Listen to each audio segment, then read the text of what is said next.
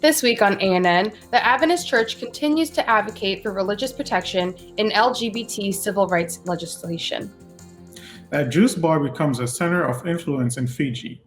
And a new Pathfinder honor in biblical languages is inaugurated in the Philippines. These stories and more coming up.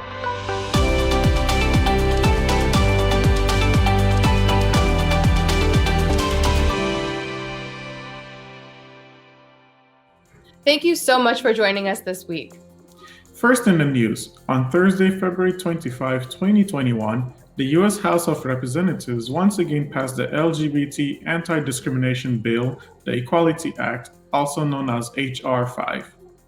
While the Seventh-day Adventist Church firmly believes that everyone is created in the image of God and should be treated with dignity, compassion, and respect, the Church remains concerned that the Equality Act as drafted would further erode the religious liberty of faith communities and their members. As currently written, the legislation makes no allowance for communities or individuals of faith who hold traditional views of marriage and gender, and it fails to provide essential religious liberty protections that would allow a diverse and essential group of social service, humanitarian, and educational organizations to continue to thrive.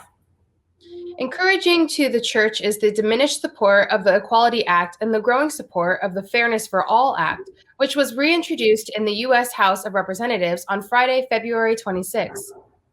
The North American Division and General Conference have partnered together to represent the Seventh-day Adventist Church in a diverse coalition of faith and advocacy partners who support the Fairness for All Act balanced approach to addressing LGBT discrimination while maintaining the historically protected and cherished place held by religion in society.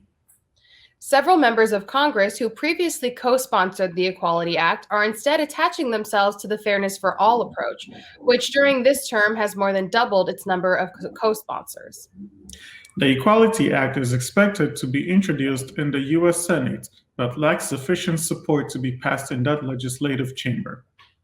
President of the Adventist Church in North America, G. Alexander Bryant, responded to the legislative developments, saying, "People of faith play a vital role in our country, and I'm encouraged to see their values being considered in this important conversation.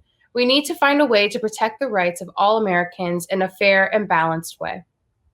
Public Affairs and Religious Liberty Director for the Adventist Church in North America, Orland Johnson, affirmed the church's efforts, stating, "The Seventh-day Adventist Church will continue to advocate for the religious freedom of its members and institutions.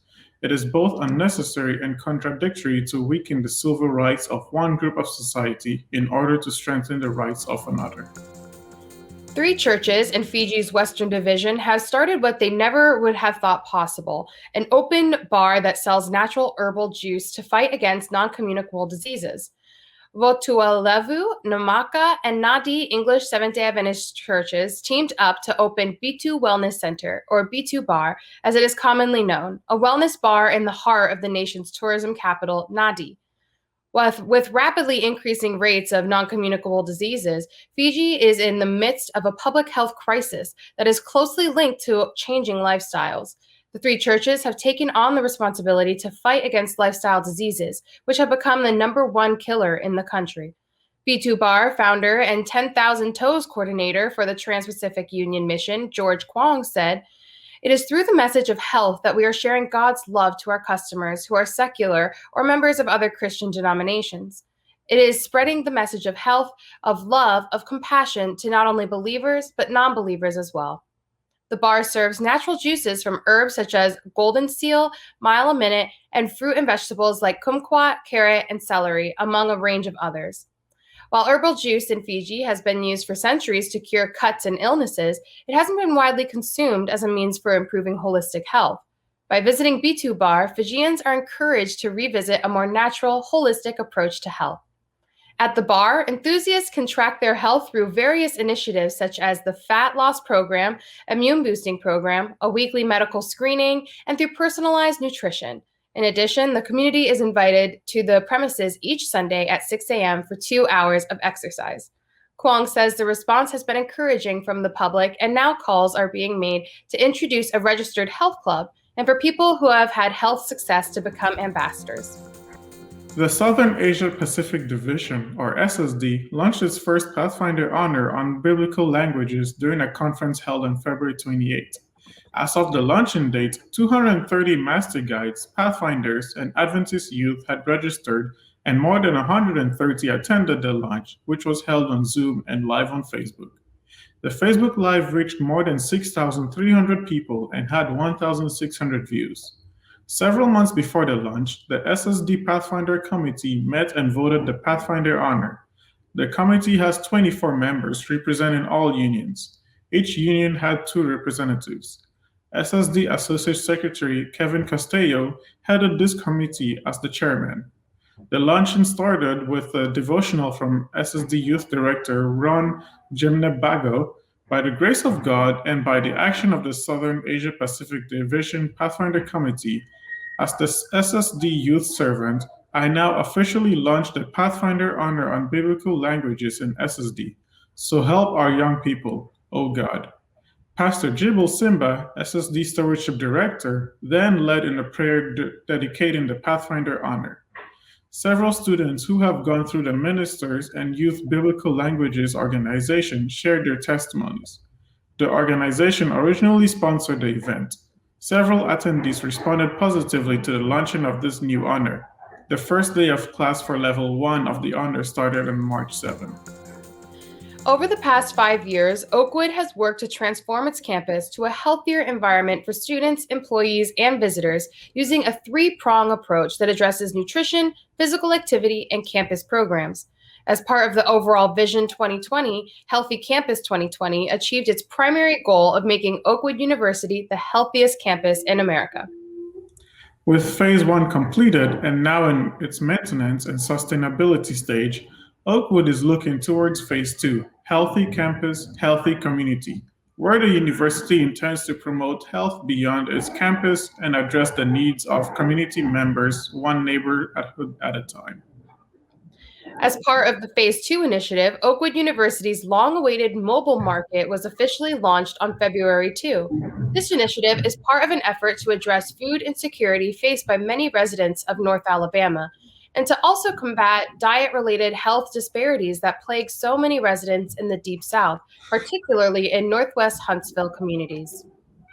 Huntsville is a city located in Madison County and extends west into neighboring Limestone County and south into Morgan County.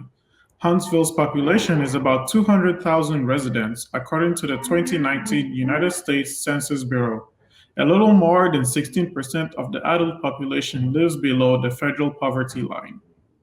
The goal of the mobile market is to serve low fixed income residents and senior citizens by ensuring prices are affordable and optimizing opportunities for residents who receive public assistance to purchase healthy foods provided by the mobile market. Oakwood students are an integral part of Oakwood University's mission and standing legacy. Students will engage in promoting the consumption of healthy foods through healthy cooking demonstrations, healthy recipe distribution, and providing resources and education on how to live a healthier life. Residents will become more familiar with healthier choices available for purchase in their local grocery stores and on the mobile market. Coming up, a ministry for young people in Romania offers free Christian counseling to young people in their community. But up next, young people minister through music in Mexico.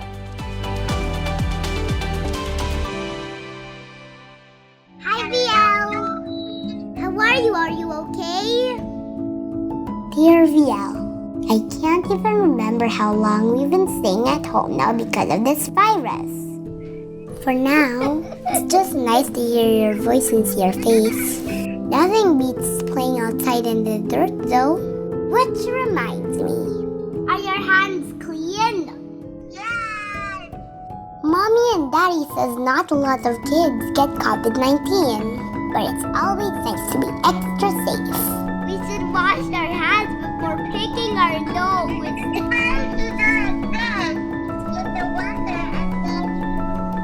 Washing our hands protects us, but it also keeps us from spreading the virus in case we touch something dirty. Let's always be clean and safe, okay?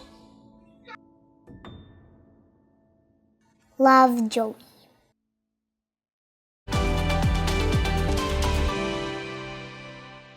Welcome back. While the pandemic was spreading last year, a group of students at Montemorelos University in North Mexico came up with an idea to minister through music in their Adventist church and the community. Today, they have more than 30 students from high school, college, and a local church who are part of the initiative. Students Nevardo Castillo and Israel Esparza, both enrolled in music programs at different universities, formed a musical ensemble called Youth Quarantine Music, or YQM, to record and share free music.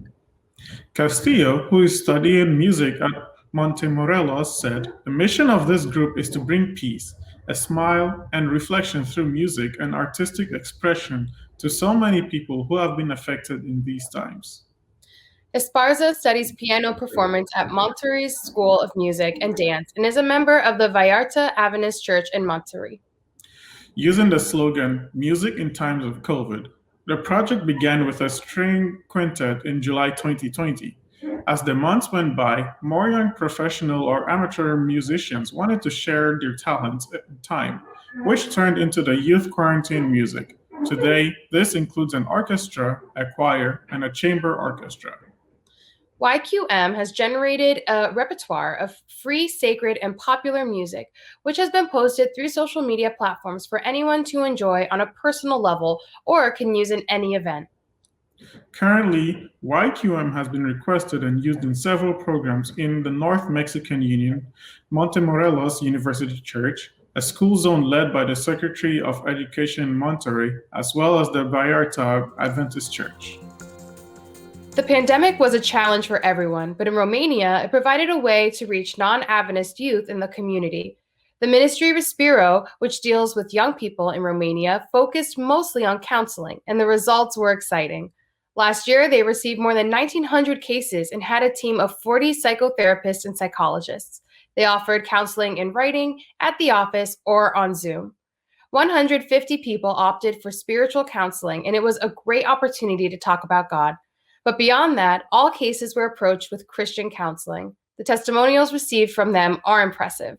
Respiro sent this report.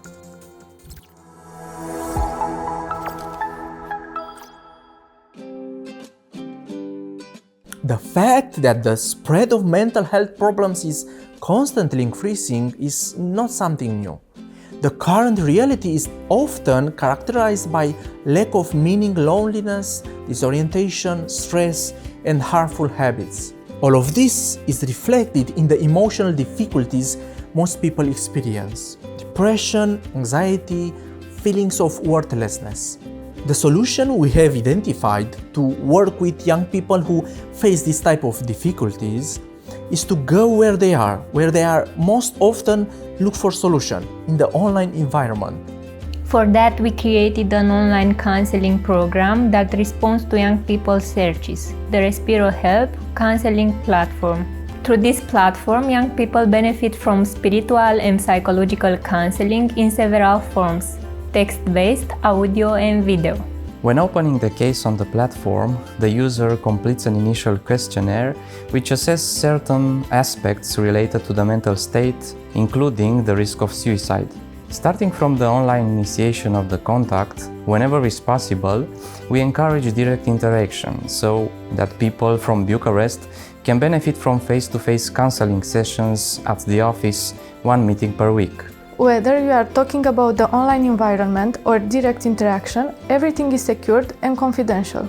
In our team, whether you are talking about basic collaborators or the multitude of volunteers who choose to dedicate themselves to our cause, one of the key elements we take into account is competence.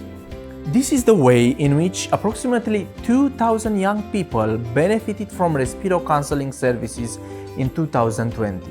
Of these, 95% came from Orthodox or non-religious backgrounds, and the remaining 5% from Neo-Protestant backgrounds. The most common problems addressed last year were depression, anxiety, relationship problems, self-confidence, lack of motivation, and stress management. Respiro Help is the program through which we reach the souls of young people and try to offer them a direction towards a meaningful life, towards the value that can fill the void they experience, and towards a life with hope. It's a working method with a very strong impact, and young people really appreciate the support they receive. We encourage you to use this model to do missionary work in your countries, because whoever changes one life changes the whole world.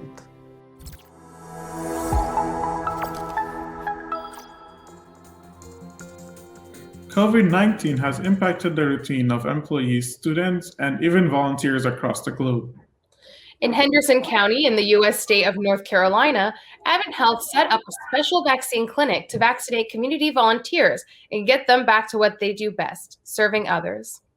Advent Health's Victoria Dunkel brings us the story.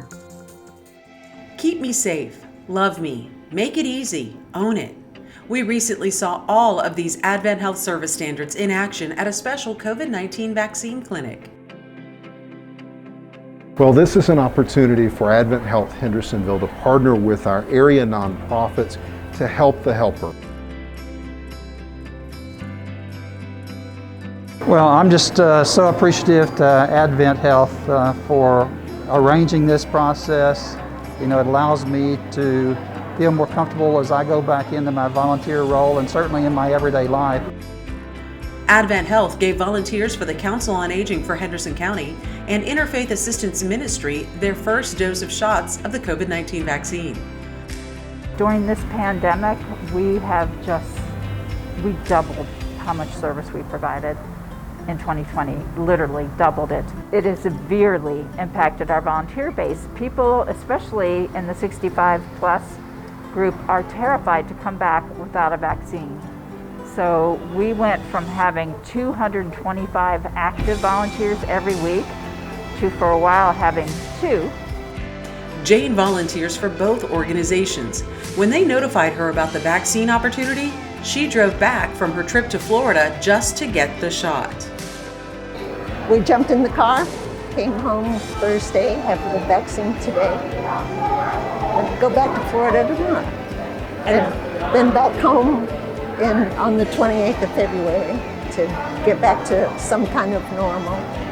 At IM, they're doing a good job keeping us, making us do the procedures we need to do, but still getting the work done. So the danger, you feel the danger a little bit for yourself there with, it's just the opposite with Meals on Wheels. I feel I'm the danger going into someone else's home. It'll be a great relief not to have that anymore. We have so many dedicated volunteers throughout our area who are bringing needed assistance to our older adults and to those underserved populations. So this is an opportunity to make sure that they're vaccinated so they can do even more in the community.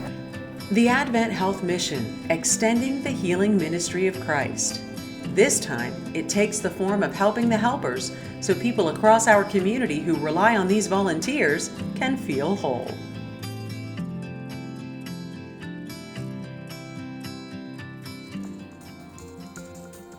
Coming up, Michael Yonker is here for This Week in Adventist History. But up next, Adventist Mission shares about how a family is sharing Christ in Tokyo.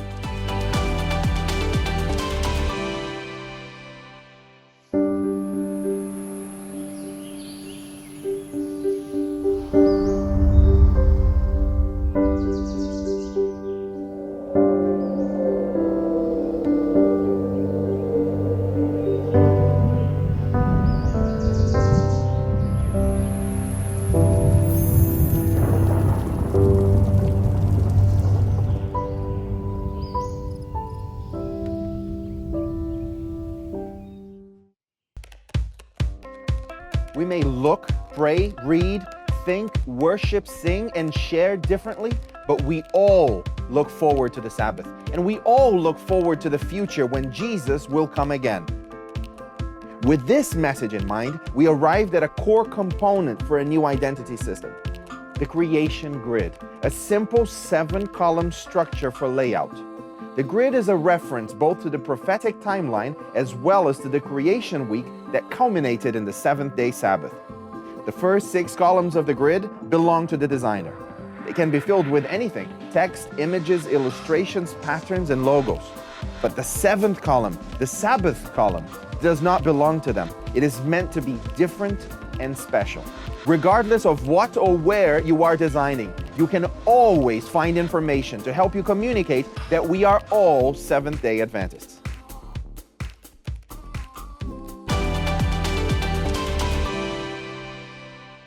Welcome back. Aya wanted a place for kids to have fun and play safely in Tokyo, Japan. After her daughter was invited for a play date, Aya started hosting kids in her home twice a week. Adventist Mission has more. Aya wanted to create a fun and safe space for kids in Tokyo, but it would take a miracle to be able to afford a new house. If my daughter has a bad day at school, when she comes here after, she feels so much better. It's really fun to play with other kids, talk, and eat together. That's why I come. About 2 years ago, a friend invited Aki to play after school, and she's been coming ever since. Now Aya hosts children in her home at least twice a week. They play, talk, eat, and learn about God. And for many of the children, this is where they hear about Jesus for the first time. The challenge of spreading the gospel in one of the world's largest cities is intimidating. To reach everyone in Tokyo, every church member here would have to minister to about 10,000 people. So each person who walks through Aya's door is a blessing.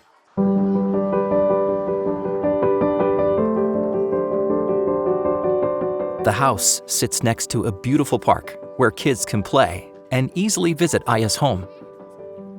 The bottom level is an open space, perfect for their events. But this space is more than just a place to get together. It's a space where kids can just be kids. They feel safe enough to open up. In some cases, this is the only place where they aren't judged or criticized for sharing their problems and feelings. They go to Aya for mentorship and to ask for advice. This all started 2 years ago, when Aya felt a need for something more than her daily routine. She visited a mother's support group, and someone in the group recommended that Aya connect with another woman named Sachiko. The two quickly became friends. Sachiko brought her kids to Aya's home, and they made it a regular event. The second week, third week, fourth week, the kids were coming to play. Then other kids started showing up. We didn't advertise at all. Eventually, a lot of kids came, and we were meeting in my tiny home. Each time, the kids played, and Sachiko and Aya shared something from the Bible. Aya contacted the parents to let them know where their kids were and what was happening. 20 or so kids came regularly, and they squeezed into her small apartment. Many of the kids were bullied at school or felt as if they didn't belong, so this became one of the most important times of the week for them. Even Aya's husband wasn't Christian, but he saw the positive impact the ministry had on the kids. Sachiko and Aya started renting a community hall 4 times a month, but they wanted to meet twice as often as that. So Aya prayed for God to provide a new meeting place. She was also praying for a new home since her apartment contract was ending. One day, she walked by a house for sale, but thought it would be impossible to buy it because real estate in Tokyo is so expensive. But Aya's husband came home one day with some good news. He told her that his new job would allow them to afford the home they wanted to use for ministry. This was God's voice speaking to me. The location is good, the money was taken care of, and God was providing everything. Since that day, Aya has dedicated the space to serving her community. She loves the families who gather in her home. But she knows the work doesn't end there. Millions of people who live in Tokyo are largely unreached. The challenge of this busy urban environment makes it a priority for our prayers and efforts. Pray that people like Aya will find ways to connect with families throughout Tokyo. Thank you for supporting Mission. Watch this and other mission stories online by visiting AdventistMission.org. Then click on videos at the top. And finally, for today's episode, let's turn to Michael Yonker for a look at Adventist history. This week, we hear about the development of the Adventist Church in Brazil. Welcome to This Week in Adventist History. The Adventist Church has been in Brazil since the 1890s and has a rich history of mission and educational work there. It was this week, on March 7, 1994, that the Minas Gerais Adventist College was officially dedicated in Southeast Brazil Union Conference.